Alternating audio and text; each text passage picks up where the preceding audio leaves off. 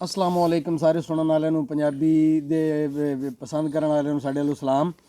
ते काफ़ी अरसे बाद जनाब साडे तो जूनियर ने लेकिन साडे बड़े बेली ने लाल शाह साहब बैठे ने। बड़ा मज़ा आ रहा है, बड़ियां सोहनी सोहनी गल्लां कीतियां ने। ऑफ द रिकॉर्ड भी सानूं बड़ियां गल्लां सुनाइयां जिहड़ियां रिकॉर्ड नहीं हो सकियां, लेकिन इंशाअल्लाह ताला जिंदगी रही तो जारी रहेगा। ਅਸੀਂ 90-91 ਦੇ ਵਿੱਚ ਅਨਵਰ ਸਾਹਿਬ ਦੇ ਕੋਲ ਪੜ੍ਹਦੇ ਰਹੇ ਹਾਂ, ਤੇ ਉਸ ਦੌਰ ਦੇ ਵਿੱਚ ਨਾ ਇਹਨਾਂ ਦੇ ਪੜ੍ਹਾਉਣ ਦਾ ਤਰੀਕਾ ਤਾਂ ਬੜਾ ਸ਼ਾਨਦਾਰ ਸੀ। ਨਾ ਕਿਸੇ ਨੂੰ ਬਾਲ ਨੂੰ ਮਾਰਨਾ ਨਾ ਕੁੱਟਣਾ, ਤੇ ਜਦੋਂ ਵੀ ਕਿਸੇ ਨੂੰ ਕੋਈ ਗੱਲ ਕਹਿਣੀ ਜਾਂ ਕੋਈ ਸਮਝਾਉਣਾ ਜਾਂ ਕਿਸੇ ਨੂੰ ਕੋਈ ਤੰਜ਼ ਵੀ ਕਰਨਾ ਨਾ, ਤੇ ਉਹ ਸ਼ੇਅਰ 'ਚ ਹੀ ਕਰਦੇ ਸਨ। ਤੇ ਇਸ ਕਰਕੇ ਸਾਰੇ ਜਦੋਂ ਕੋਈ ਖਾਲੀ ਕਿਸੇ ਦਾ ਪੀਰੀਅਡ ਹੁੰਦਾ ਸੀ, ਸਾਰਿਆਂ ਦੀ ਕੋਸ਼ਿਸ਼ ਹੁੰਦੀ ਸੀ ਕਿ ਅਨਵਰ ਸਾਹਿਬ ਸਾਡਾ ਆ ਕੇ ਪੀਰੀਅਡ ਲੈਣ। ਤੇ ਉਸ ਦੌਰ ਦੇ ਵਿੱਚ ਜਿਹੜੀਆਂ ਲਿਖੀਆਂ ਚੀਜ਼ਾਂ ਨੇ ਸਾਨੂੰ ਤਾਂ ਉਹ ਬੜੀਆਂ ਚੰਗੀਆਂ ਲੱਗਦੀਆਂ ਨੇ। ਹੁਣ ਜਿਹੜੀ ਪੱਕੀ ਜਿਹੜੀ ਸ਼ਾਇਰੀ ਹੈ ਨਾ, ਉਹ ਕਈ ਵਾਰੀ ਬੰਦੇ ਨੂੰ ਨਹੀਂ ਚੱਕੀ ਲੱਗਦੀ। ਕੱਚੀ ਗਾਜਰ ਖਾਣ ਨੂੰ ਦਿਲ ਕਰਦਾ, ਪੱਕੀਆਂ ਕਦੇ ਆਲੂ ਮਟਰ ਖਾਣ ਨੂੰ ਦਿਲ ਕਰੇ, ਮੂਲੀਆਂ ਕੱਚੀਆਂ ਖਾਣ ਨੂੰ ਦਿਲ ਕਰਦਾ, ਤੇ ਸਾਡਾ ਉਹੀ ਦਿਲ ਕਰਨ ਡਿਆ। ਤੇ ਕੱਚੀਆਂ ਜਿਹੜੀ ਆਖਦੇ ਨੇ ਕੱਚੀ ਸ਼ਾਇਰੀ ਸੀ, ਸਾਨੂੰ ਕੱਚੀ ਸ਼ਾਇਰੀ ਜਨਾਬ ਤੁਸੀਂ ਸਾਨੂੰ ਫਿਰ ਸੁਣਾਓ। ਠੀਕ ਹੈ ਜੀ। ਤੇ ਸਾਨੂੰ ਉਹੀ ਜ਼ਿਆਦਾ ਮਜ਼ਾ ਕਰਦੀ ਹੈ। ਤੇ ਬਾਕੀ ਜਿਹੜੀ ਸਿਆਣਾ ਵਾਲੀਆਂ ਤੇ ਅਕਲ ਵਾਲੀਆਂ ਗੱਲਾਂ ਸਾਡੇ ਤੋਂ ਉੱਤੇ ਲੰਘ ਜਾਂਦੀਆਂ ਨੇ, ਲੇਕਿਨ ਇਹ ਚੀਜ਼ਾਂ ਸਾਨੂੰ ਅਪੀਲ ਕਰਦੀਆਂ ਨੇ। ਮੈਨੂੰ ਸ਼ੌਕਤ ਇੱਥੇ ਮੈਂ ਗੱਲ ਦੱਸਦਾ ਜਾਵਾਂ, ਉਹ ਮੈਂ ਇੱਥੇ ਜੇ ਹੁਣ ਪੜਾਉਣ ਜਾਂਦਾ ਨਾ, ਇਹੋ ਇਹ ਗੱਲ ਸਹੀ ਕਰਦਾ ਪਿਆ। ਇੰਜ ਵੀ ਇੱਕ ਸ਼ਾਉ ਨਹੀਂ ਸੀ ਹੁੰਦਾ, ਮਿੱਟੀ ਸੁੱਟਦਾ ਹੁੰਦਾ ਸੀ ਉਹ ਮਾਰ ਗਿਆ। ਉਹ ਮੈਨੂੰ ਆਂਦਾ ਸੀ ਸਾਰੇ ਮੈਂ ਐਮਏ ਦੀਆਂ ਕਲਾਸਾਂ ਪੜ੍ਹਾਵਾਂ, ਤੇ ਮੈਨੂੰ ਆਂਦਾ ਉਸਤਾਦ ਜੀ ਜਿੱਥੇ ਤੁਸੀਂ ਹੁਣ ਪੜ੍ਹਾਉਣ ਜਾਂਦੇ ਹੋ ਉੱਥੇ ਭਲਾ ਉਹਨਾਂ ਨੂੰ ਜਿਹੜਾ ਸਾਡੇ ਤਰ੍ਹਾਂ ਦੱਸ ਦਿੰਦੇ ਹੁੰਦੇ ਹੋ ਵੀ ਆਹ ਪੇਪਰ ਦੇ ਵਿੱਚ ਆਉਣਾ। ਤੇ ਮੈਨੂੰ ਉਦੋਂ ਨਾ ਮੈਂ ਜਾਂਦਿਆਂ ਤਾਂ ਮੈਂ ਪੇਪਰ ਲੈਣਾ ਸੀ, ਤੇ ਮੈਂ ਪਹਿਲਾਂ ਮੈਂ ਕਦੀ ਉਹ ਸਵਾਲ ਨਹੀਂ ਦਿੱਤਾ ਜਿਹੜਾ ਮੈਂ ਨਹੀਂ ਪੜ੍ਹਾਇਆ।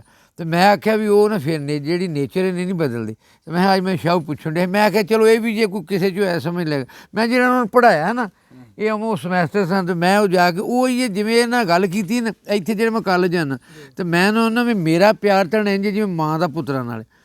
ਪੀਰ ਉਹੋ ਹੀ ਚੰਗਾ ਜਿਹੜਾ ਆਪਣੇ ਮਰੀਦਾਂ ਦੇ ਨਾਲ ਮਾਂ ਦਾ ਨਾਲ ਪਿਆਰ ਕਰਦਾ। ਉਹ ਵਿੱਚੋਂ ਫਿਰ ਉਹ ਆਉਂਦੇ ਨੇ, ਵਿੱਚੋਂ ਵੇਖ ਮਜ਼ਾਹੀਆ ਵੀ ਹੁੰਦੇ ਨੇ, ਆਉਂਦੇ ਨੇ ਉਹ ਜਿਹੜਾ ਤੁਸੀਂ ਮਾਂ ਵਾਲੀ ਸਾਨੂੰ ਸ਼ੇਰ ਸੁਣਾਓ।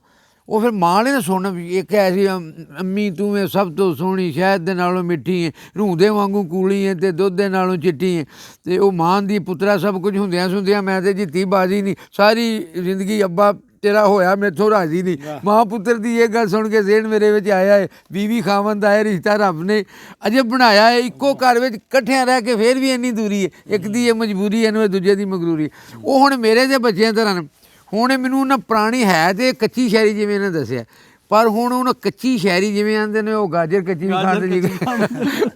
ਉਹ ਐਵੇਂ ਇਹ ਗਜ਼ਲ ਜੀ ਸ਼ੌਕ ਸ਼ੁਰੂ ਕਰਨ ਲੱਗਾ। ਜੇ ਕੋਈ ਆਪਣੇ ਆਪ ਮਰੀਵੇ ਸਾਨੂੰ ਕੀ, ਅੰਮ੍ਰਿਤ ਸਮਝ ਕੇ ਜ਼ਹਿਰ ਨੂੰ ਪੀਵੇ ਸਾਨੂੰ ਕੀ। ਮੈਂ ਲੀੜੇ ਪਾੜਨ ਤੋਂ ਉਹਨੂੰ ਮੋੜਿਆ ਸੀ, ਹੁਣ ਆਪਣਾ ਗਲਮਾ ਆਪੇ ਹੀ ਸੀਵੇ ਸਾਨੂੰ ਕੀ। ਨਾਲ ਬੇਦਰਦੀ ਮਾਰ ਕੇ ਆਪਣੇ ਪਿਆਰਿਆਂ ਨੂੰ ਮੁੜ ਕਬਰਾਂ ਉੱਤੇ ਬਾਲੇ ਦੀਵੇ ਸਾਨੂੰ ਕੀ। ਮਾਰ ਕੇ ਨਾਲ ਬੇਦਰਦੀ ਮਾਰ ਕੇ ਆਪਣੇ ਪਿਆਰਿਆਂ ਨੂੰ ਮੁੜ ਕਬਰਾਂ ਉੱਤੇ ਬਾਲੇ ਦੀਵੇ ਸਾਨੂੰ ਕੀ। ਦੂਜਿਆਂ ਦੇ ਲਈ ਜੀਣਾ ਮਕਸਦ ਜ਼ਿੰਦਗੀ ਦਾ, ਉਹ ਤੇ ਆਪਣੇ ਵਾਸਤੇ ਜੀਵੇ ਸਾਨੂੰ ਕੀ। ਤੇ ਚਰਚਾ ਉਹਦੇ ਰੂਪ ਤੇ ਹੁਸਨ ਜਵਾਨੀ ਦਾ, ਇਹ ਤੁਹਾਡੇ ਵੇਲੇ ਦੀਆਂ ਗੱਲਾਂ।